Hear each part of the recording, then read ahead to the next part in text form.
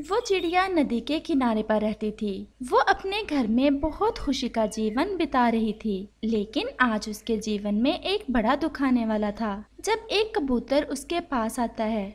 चिड़िया, बहुत बुरा हुआ चिड़िया। क्या हुआ कबूतर भैया, आप इतने परेशान क्यों हो? चिड़िया, हम दाना लेकर वापस लौट ही रहे थे कि तुम्हारे पति को एक चील ने बहुत ज्यादा घायल कर दिया और वो वहीं मर गया। ये सुनना था कि वो चिड़िया तो जोर जोर से रोने लग जाती है। नहीं, ऐसा नहीं हो सकता। मेरे पति मुझे अकेला छोड़कर नहीं जा सकते। वो तो आज अपने बेटे से वादा करके गए थे कि आज शाम को वो उसे कहानी सुनाएंगे, वो हमारे लिए भोजन लेकर आएंगे। फिर ये सब कैसे हो गया? चिड़िया, मैं जानता हूँ ये दुर्घटना तुम्हारे लिए और तुम्हारे बेटे के लिए बड़ा दुख लेकर आई है, लेकिन प्रकृति के कामों में जो नहीं किसी का। ऐसा कहते हुए कबूतर वहाँ से चला जाता है। माँ, आप रो क्यों रही हैं? क्या हुआ है? कुछ नहीं हुआ मेरे बेटे, कुछ भी नहीं हुआ। माँ, प्लीज बताएं ना, आप क्यों रो रही हैं? तुम्हारे पापा। माँ, क्या हुआ पापा को? पापा ठीक तो हैं? तुम्हारे पापा मर गए हैं, वो हमें छोड़कर चले गए हैं। माँ, ये सब कैसे हो गया? अब मैं किससे खेला करूँगा? माँ, अब मैं किसके साथ नदी पर जाया करूँगा? मेरे पापा मुझे छोड़कर चले गए। और फिर रात हो जाती है और उस चिड़िया का बेटा तो रोते रोते सो जाता है, लेकिन वो चिड़िया सारी रात बैठे ऐसे ही रोती रहती है। और फिर सुबह हो जाती है। बुलबुल, तुम कबूतर को साथ लेकर जाओ भोजन की खोज में। मेरे पास एक अमरूद है, मैं ये चिड़िया को देकर आता हूँ। मैं तुम्हारे पीछे ही आ जाऊंगा। न जाने उस बेचारी ने कल से कुछ खाया भी है या नहीं। उसका तो एक बेटा भी है और वो तो अभी है भी छोटा सा। हंसता भसता घर उजड़ गया बेचारी का। और फिर बुलबुल कबूतर की तरफ चली जाती है और तोता वो अमरूद लेकर चिड़िया की तरफ चला जाता है। देखो चिड़िया, तुम्हें याद है जब मेरी पत्नी मर गई थी तो मुझे ऐसा लग रहा था कि मैं अब जी नहीं पाऊंगा, लेकिन तुम देख सकती हो कि मैंने कैसे वो दुख बर्दाश्त किया और समय के साथ साथ मेरा दुख भी कम हो गया। तुम्हें अपने लिए ना सही अपने बेटे के लिए जीना होगा। जीवन के इस मुश्किल समय में बहादुरी से मुकाबला करना होगा इन दुखों का। तुम्हारा बहुत बहुत धन्यवाद तोते, जो तुम ये अमरूद मेरे लिए लेकर आए। मेरा बेटा तो कल से ही भूखा है। मैं आज तो नहीं जाऊंगी, लेकिन कल से मैं भी आपके साथ भोजन लेने जाया करूंगी। अब मैं जाता हूँ, बुलबुल और कबूतर मेरा इंतजार कर रहे होंगे। और फिर तोता वहाँ से चला जाता है। ये अमरूद तुम खा लो बेटा। लेकिन माँ, आपने भी तो कल से कुछ नहीं खाया। तुम खा लो बेटा, मैंने सुबह नदी से पानी पी लिया था। मेरा पेट भरा हुआ है और मुझे भूख भी नहीं है। और फिर उसका बेटा वो अमरूद खा लेता है और उसकी माँ अपने बेटे को बहुत प्यार से देखे जा रही थी। माँ, मैं नदी पर जाऊँ? मैंने पानी पीना है। बेटा, तुम्हें नदी की दिशा का नहीं पता चलेगा। मुझे पता है माँ, मैं पापा के साथ जाया करता था। माँ, अगर मैं अब घर से बाहर नहीं निकलूँगा तो सीखूँगा कैसे? और माँ, मैं सब सीखूंगा और अपनी माँ के सारे दुख मिटा दूंगा। जाओ बेटा, जाओ, अब मैं तुम्हें नहीं रोकूंगी। और फिर उसका बेटा नदी की तरफ चला जाता है। नदी पर जाकर वो पानी पी लेता है और फिर पास में ही एक छोटा कौवा बैठा एक मीठा सा फल खा रहा था, जिसे देखकर रोज का भी मन ललचा रहा था। और फिर रोज उस कौवे से कहता है, जग्गू, जग्गू है ना नाम आपका? मेरा नाम जग्गू ही है। और तुम रोज हो ना? तुम्हारा पापा मर गया है, मुझे मेरे पापा ने बताया। जग्गू, ये फल जो तुम खा रहे हो कहाँ से मिलता है? मैं भी खाऊंगा और अपनी मम्मा के लिए भी लाऊंगा। ये सुनकर जग्गू हंसने लग जाता है। ये फल पहाड़ों पर ऊंचे पेड़ों पर लगता है और हम छोटे पक्षी वहाँ तक नहीं जा सकते। ये तो मेरा पापा लाया है मेरे लिए, और तुम्हारा पापा तो अब है नहीं, इसलिए तुम अब ये फल नहीं खा सकते। हाँ, लेकिन मुझे खाता हुआ देख सकते हो। लेकिन रोज कुछ कहे बगैर वहाँ से चला जाता है। और फिर रात हो जाती है। माँ, आज नदी पर मुझे छोटा कौवा मिला था। वो मुझे दिखा दिखा कर मीठा फल खा रहा था और हंस रहा था। रोज बेटा, ऐसे शरारती पक्षियों की बातों पर ध्यान नहीं देते। मैं ला दूंगी अपने बेटे को मीठे मीठे फल। तुम्हारी मम्मा अभी है, तुम्हें काहे की फिक्र। माँ, आज कहानी सुनाओ ना, थोड़ा मेरे पास आ जाओ। उस राजा की 3 बेटियां थी। वो सब बहुत सुंदर थीं। और फिर ऐसे वो रानो चिड़िया अपने बेटे को कहानी सुनाती है, जिसे सुनते सुनते रोज सो जाता है। दूसरे रोज तोता और कबूतर चिड़िया के पास आते हैं। रानो चिड़िया, हम पहाड़ों पर जा रहे हैं, सोचा तुम्हें भी लेते जाते हैं साथ। तोते भैया, अच्छा ही किया जो तुम दोनों मेरी तरफ चले आए। मैं भी भोजन को जाने का सोच ही रही थी। मम्मा, मैं भी जाऊंगा साथ। नहीं बेटा, तुम अभी इतना ज्यादा उड़ नहीं सकते, थक जाओगे तुम। मम्मा, मैं उठ सकता हूँ। मम्मा, मैं नदी पर भी तो जाता ही हूँ। बच्चा जिद कर रहा है, ले चलो साथ, घर में भी रोता ही रहेगा। और फिर रोज भी उनके साथ जाता है और वो सब इकट्ठे भोजन की खोज में चले जाते हैं। आज पहली बार रानो चिड़िया भोजन की खोज में अपने पति के बिना जा रही थी और रोज भी पहली बार इतनी लंबी उड़ान ले रहा था। वो सब उड़ते उड़ते पहाड़ों पर पहुंच जाते हैं और सब अपना अपना भोजन ढूंढते हैं। मम्मा, मुझे तो वो वाले फल खाने हैं। मम्मा, वही फल थे जो वो कौवा मुझे दिखा दिखा कर खा रहा था। मैं अभी ला देती हूँ अपने बेटे को। मम्मा, क्या पापा भी यहाँ आया करते थे? हाँ रोज, तुम्हारे पापा तो अक्सर मेरे साथ इन पहाड़ों पर आया करते थे। वो वहाँ से वो फल खाते हैं, सब अपना अपना भोजन लेते हैं और फिर शाम हो जाती है और वो सब वापस आ जाते और फिर रात हो जाती है। रोज, अभी तो तुम्हें उड़ने का शौक है और जब बड़े हो जाओगे तो फिर भी ऐसे ही ऊंची ऊंची उड़ा लेना और अपने परिवार को अच्छे अच्छे भोजन ला कर दिया करना। मम्मा, मेरे पंखों में बहुत दर्द हो रहा है। अरे क्या हुआ मेरे बेटे को? रोज, तुम्हें तो बहुत तेज बुखार है, तुम्हारा शरीर तो जल रहा है। मैंने तुम्हें रोका भी था, मुझे पता था कि तुम थक जाओगे और अब थकान के कारण ही तुम्हें बुखार हो गया है। मम्मा, पंखों में दर्द है। मैं करती हूँ कुछ, तुम डरना ना बेटा, मैं बस थोड़ी देर में ही लौट आऊंगी। मैं बुलबुल आंटी से दर्द दूर करने वाले फूलों का रस लेकर आती हूँ। लेकिन मम्मा, बाहर तो रात है। रात हो या दिन, जब बच्चे बीमार हो तो मम्मा पापा को ही देखना होता है। और फिर चिड़िया रात में ही अपने बेटे के लिए दवा लेने चली जाती है। चांद रोशन था, इसलिए रात में भी काफ़ी रोशनी थी। सब पक्षी सोए हुए थे और चिड़िया अपने रोज की दवा लेने उड़ी जा रही थी। और फिर वो बुलबुल के पास पहुंच जाती है। वो खिड़की से बुलबुल को आवाज़ देती है। बुलबुल, बुलबुल बहन, मेरे बेटे को बुखार है और पंखों में बहुत दर्द हो रहा है। बुलबुल भी उड़ जाती है। मेरे पास दर्द दूर करने वाले फूलों का रस है, तुम ले जाओ और फिर बुखार भी ठीक हो जाएगा।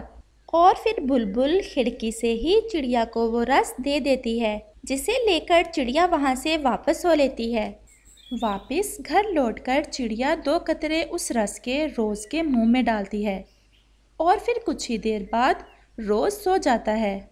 और फिर ऐसे ही दिन और रात गुजरते गए और फिर आखिर एक दिन रोज बड़ा हो जाता है। वो अपनी माँ का बहुत ज़्यादा ख्याल रखता है।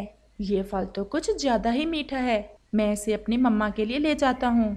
ऐसे रोज हर अच्छी चीज खुद खाने की बजाय अपनी माँ के लिए लाता, अपनी माँ के पंख दबाता, अपनी माँ से बातें करता और अपनी माँ का मन लगाए रखता। बेटा, तुमने मेरे सारे दुख मिटा दिए हैं। सच ही कहते हैं, संतान से बढ़कर इस दुनिया में कोई खुशी नहीं। माँ, मुझे भी अच्छे से याद है जब पापा के बाद आपने मेरी हर खुशी का ख्याल रखा, अपनी परवाह किए बगैर मेरी हर इच्छा पूरी की। ऐसे वो माँ बेटा बहुत खुश थे, वो साथ साथ थे।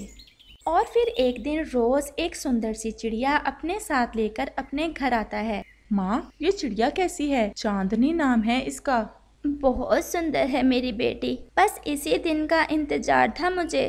नमस्ते माँ जी, जीती रहो बेटी।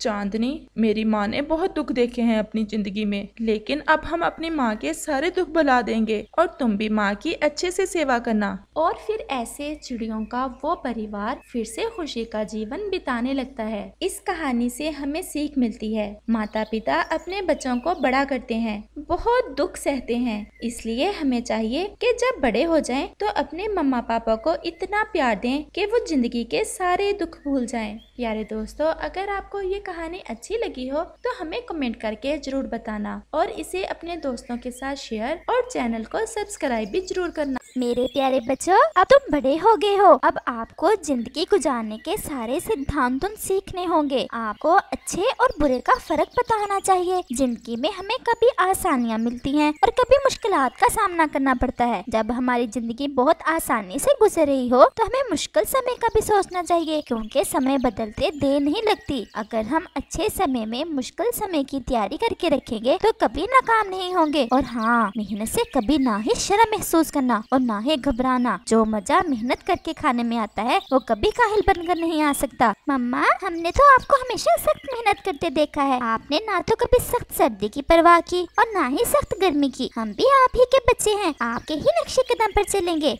रानो अपने बच्चों के साथ बहुत अच्छी जिंदगी गुजार रही थी। उसने हमेशा ही सख्त मेहनत की थी और वो चाहती थी कि उसके बच्चे भी ऐसे ही जिंदगी गुजारें। अब वो अपने बच्चों को ये सब सिखा रही थी। रानो के 2 बेटे जुज्जू और कुकू थे। जुज्जू तो अपनी माँ की तरह मेहनती था, लेकिन कुकू थोड़ा सा सुस्त था। रानो कुकू की वजह से थोड़ी परेशान थी, क्योंकि जितनी मुश्किलात का सामना रानो ने अपनी जिंदगी में किया था, अगर वो बहादुरी से मुकाबला ना करती तो शायद ना खुद जिंदा बचती और ना ही अपने बच्चों को पाल सकती थी। कुकू बेटा, तुम सुबह इतनी देर से उठे थे। जुज्जू तो मेरे साथ ही उठ जाता है। अगर ऐसे ही चलता रहा तो ये तुम्हारी आदत बन जाएगी। मम्मा, कल से जल्दी उठने की कोशिश करूँगा। कोशिश नहीं, तुम्हें जल्दी उठना होगा। कल से तुम्हें अपना दाना खुद ही ढूंढ कर लाना होगा। मैं हमेशा तुम्हारे साथ नहीं रहूंगी। मम्मा प्लीज ऐसा मत कहा करें, हम आपके बगैर नहीं रह सकते। कल से आप दाना लाने नहीं जाएंगी। मैं और जुज्जू आपके लिए भी दाना लाया करेंगे। नहीं बेटा, जब तक सांसें हैं मैं बैठ नहीं सकती। अगर बैठ गई तो शायद मैं ज्यादा जी ना पाऊँ। मम्मा, आप हमेशा ही ऐसे कहती हैं। लगता है आप हमसे कुछ छुपा रही हैं। नहीं बेटा, मैं तुमसे कुछ नहीं छुपा रही, बल्कि आज मैं तुम्हें बताती हूँ अपनी जिंदगी के बारे में। शायद तुम इससे कुछ सीख सको। हाँ मम्मा, जरूर, आप हमें बताएं। बेटा, ये उस समय की बात है जब तुम अभी पैदा ही हुए थे। हमारी जिंदगी बहुत अच्छी गुजर रही थी। तुम्हारे पापा मेहनत करके सारा दिन हमारे लिए दाना लाते और मैं तुम्हारा ख्याल रखती। हर तरफ खुशियाँ ही खुशियाँ थी। ऐसे लगता था कि हमारी जिंदगी में कभी कोई दुख नहीं आ सकता, लेकिन वो खुशियाँ शायद ज्यादा अरसे के लिए नहीं थी। एक दिन मैं तुम लोगों को सुलाकर तुम्हारे पापा का इंतजार कर रही थी। आज पता नहीं कुकू के पापा अभी तक क्यों नहीं आए। मेरा दिल भी बहुत घबरा रहा है। सब ठीक हो। मैं ऐसे सोचों में गुम बैठी थी कि कौवा आ जाता है। रानो बहन, तुम्हारे लिए एक बुरी खबर है। क्या हुआ कौवे भाई, जल्दी बताएं। मेरा दिल पहले ही बहुत घबरा रहा है। रानो चिड़िया, तुम्हें हौसले से काम लेना होगा। हम आज शाम को दाना लेकर जब आ रहे थे तो कुकू के पापा को अचानक गोली आकर लगी। जंगल में शिकारी आए हुए थे, हमें पता ही नहीं चला। ये आप क्या कह रहे हैं? ऐसा नहीं हो सकता। मैं उनके बगैर कैसे जिंदा रह पाऊंगी? कौवा रानो को तसल्ली देकर चला जाता है। वो सारी रात रानो के लिए क़यामत से कम नहीं थी, लेकिन मरने वालों के साथ मरा नहीं जाता। ऐसे ही दिन और रात गुजरते गए। फिर अचानक से रानो की तबीयत खराब होना शुरू हो गई। रानो चिड़िया, तुम दिन ब दिन कमजोर होती जा रही हो। तुम्हें अपना ख्याल रखना चाहिए। तुम तोते के पास जाओ, वो तुम्हें जरूर कोई अच्छी दवा देगा। तुम्हें बच्चों की खातिर खुद का ध्यान रखना होगा। हाँ कौवे भैया, आप ठीक कह रहे हैं। अब मेरी जिंदगी का मकसद भी मेरे बच्चे ही हैं। इनका मेरे सिवा कोई नहीं है। मैं इनके लिए अपना ख्याल रखूंगी। और रानो तोते की तरफ जाती है। रानो चिड़िया, तुम तो बहुत कमजोर लग रही हो। यहाँ तक मेरा ख्याल है अब तुम्हें ज्यादा काम नहीं करना चाहिए। जो तुम्हारी हालत है इससे तुम्हारी जान भी जा सकती है। लेकिन तोते भैया, मेरे 2 छोटे बच्चे हैं जो अभी तक उड़ भी नहीं सकते। मेरे सिवा उनको कोई भी दाना ला कर देने वाला नहीं है। प्लीज आप ऐसा ना कहें। कोई तो दवा होगी आपके पास। रानो बहन, मैं तुम्हें अंधेरे में नहीं रख सकता। मेरे पास इसका कोई इलाज नहीं है। जो सच है मैंने तुम्हें बता दिया। और रानो नाराज होकर वहाँ से चली आती है। रानो का दिल तो बहुत बुझ गया था। उसकी समझ में नहीं आ रहा था कि वो क्या करे। रानो जब घर आती है तो उसके बच्चे भूख की वजह से रो रहे थे। घर में थोड़ा सा दाना पड़ा था। वो अपने बच्चों को खिलाकर उन्हें सुला देती है। आज तो मैंने इनको दाना खिला दिया, लेकिन कल क्या होगा? ऐसे ही सोचते सोचते सुबह हो जाती है। उस नई सुबह में रानो अपने अंदर नई हिम्मत पैदा करती है। अपने बच्चों की खातिर मुझे जीना होगा, ये सोचते हुए वो दाने की तलाश में जाती है। यहाँ तोते ने उसे ये कहा था कि ज्यादा उड़ने से वो और ज्यादा बीमार होगी। रानो अपने आप को चुनौती देती है। वो पहले से भी दूर जाती है दाने की तलाश में और दाना ढूंढकर घर वापस आती है। ये लो मेरे बच्चों, मैं आ गई, और अपने बच्चों का पेट भरती है। उस रात उसे तकलीफ तो थोड़ी ज्यादा थी, लेकिन अपने बच्चों को सुकून में सोता देखकर उसकी सारी तकलीफ दूर हो जाती है। अगली सुबह रानो फिर से अपने अंदर हिम्मत पैदा करके निकलती है और फिर और ज्यादा सफर करती है और अपने बच्चों के लिए दाना ढूंढ कर लाती है। ऐसे ही दिन और रात गुजरते रहे। यहाँ पर तोते ने ये कहा था कि रानो ज्यादा जी नहीं पाएगी। वो अपने आप को पहले से ज्यादा बेहतर और स्वस्थ महसूस करती है और सब पक्षियों के लिए एक मिसाल बन जाती है। तोता भी बहुत हैरान होता है रानो की मेहनत को देखकर। रानो बहन, तुमने तो नामुमकिन को मुमकिन कर दिया है। सच में तुम बहुत बहादुर हो। तुम्हारी जगह कोई और पक्षी होता तो शायद अपनी बीमारी का सुनकर एक दिन भी घर से बाहर ना निकलता। तुम ना सिर्फ घर से बाहर निकली, बल्कि पहले से भी ज्यादा मेहनत की। मेरे पास तो शब्द भी नहीं है कि कैसे तुम्हारी परिभाषा करूं। मम्मा, आपने ये सब कैसे किया? हालांकि तोते अंकल ने आपको कह दिया था कि अगर तुम ज्यादा उड़े तो ज्यादा जल्दी खत्म हो जाओगी। नहीं बेटा, अगर मैं तोते की बात मानकर घर में बैठ जाती तो शायद अब तुम्हारे साथ ना होती। ऊपर वाला भी हमारी मदद उस समय तक नहीं करता जब तक हम अपनी मदद आप नहीं करते। ये सब सुनकर कुकू और जुजू की आंखों में आंसू आ जाते हैं और वो गर्व महसूस करते हैं कि वो इतनी बहादुर माँ के बच्चे हैं और अपनी माँ से वादा करते हैं कि वो भी ऐसी ही मुश्किलात का डटकर सामना करेंगे। और बातें करते करते वो सो जाते हैं। अपने बच्चों को सोता देखकर रानो को और भी ज्यादा शांति मिलती है।